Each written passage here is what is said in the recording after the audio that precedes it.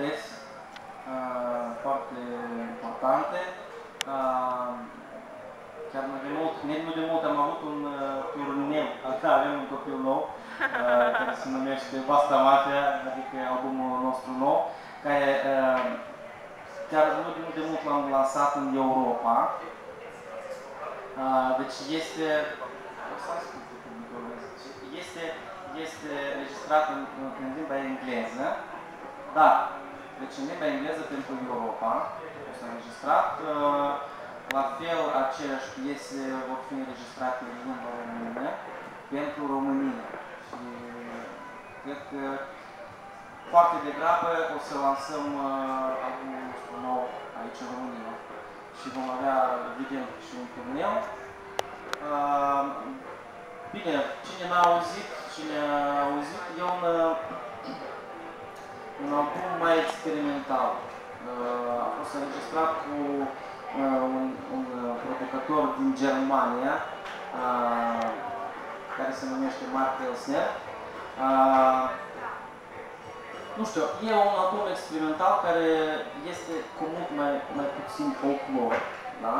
Dar se păstrează în armonie.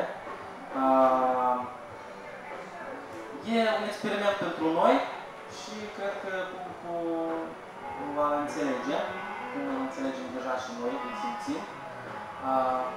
Și asta. A fost un moment foarte ciudat, că noi am avut 5, 6, 7 piese, da? Și am avut un vis să lucrăm cu un producer. Și, da, un producător. Și înregistrăm undeva, nu acasă, dar undeva în afară, da? Și am lucrat în Germania. Și eu nu știu ce înseamnă zdop și zdup și noi am avut un vis că fiecare muzician facem un album în limba engleză,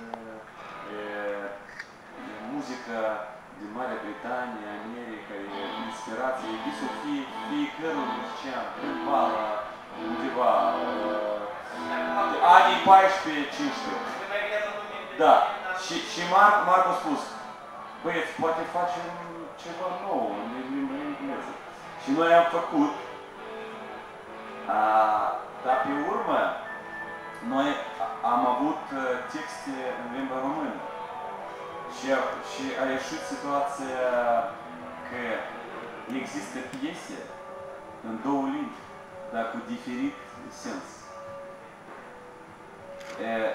Iarăși, tot și după au făcut crazy lucru, ceva ciudat și vreau să vă spun că a ieșit ceva nou, interesant, original și noi n-am avut așa ceva. Piese despre Dragoș Vodă, noi am cântat despre Nistru, Dunărea, despre Haiduși și în limba engleză ceva în stilul britanic. Adică un album, dar parcă două albume. Și trupa Zdop și Zdup din start este o trupă experimentală, așa. Noi experimentăm cu diferite stiluri. Chiar de la bun început am cântat cândva un rock foarte greu, fără nici zare de folclor. Mai apoi am început concertul hardcore moldovenesc. Și în sfârșit, când vom avea bătrâni,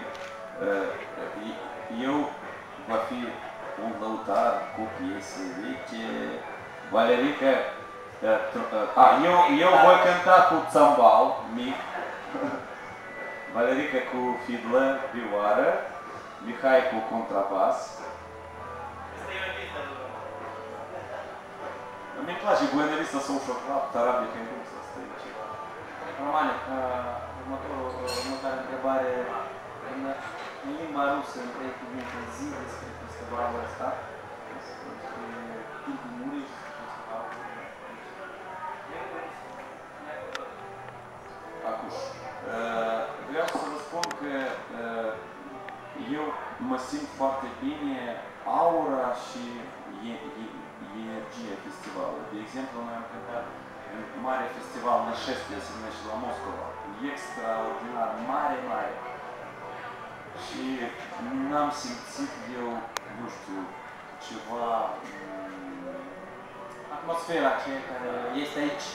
A fost foarte scurt, bere, coc și pentru muzicieni a fost... Haideți, reprijor! Noi am cântat 25 minute, 5 piese. A fost... N-a fost spirit, dar aici eu mă simt spirit. A fost ca la uzină. Pac, asta a trecut, asta repede, hai. A venit și vreau să vă spun un mersi mare pentru că noi, dacă de obicei venim aici și ne străduim să facem un set tare pentru lume, m-am simțit spiritul festivalului. Asta e foarte important. Nu știu, în limba rusă câte cuvinte, da? Cruta. Asta se numește, înseamnă cool. Cald, adică тепло, круто, тепло и заебись. Заебись. Deja e un film șampion rus. Foarte bine.